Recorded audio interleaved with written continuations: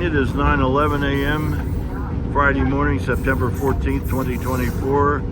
We're aboard St. Louis Central Railroad Electromotive Division, General Motors Corporation, McCook, Illinois plant where I work. SW8, number 70, built 1952 with a wood cap floor even. We're riding taking a cab ride on the St. Louis Central Railroad from Monte Vista, Colorado, part of the way north. Now we're heading back to Monte Vista, Colorado. The St. Louis Central Railroad is 13 miles in length.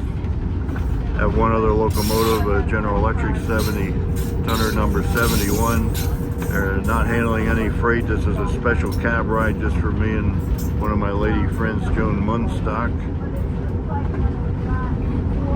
And Solo V Group, that also owns the connecting Colorado Pacific Rio Grande Railroad, is purchasing the St. Louis Central Railroad. Purchase is expected to be completed by end of year.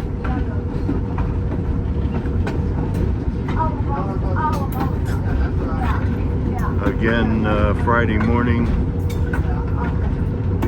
September 14th, 2024, aboard the St. Louis Central Railroad EMD SW8, number 70, headed back to Monte Vista, Colorado, over and out.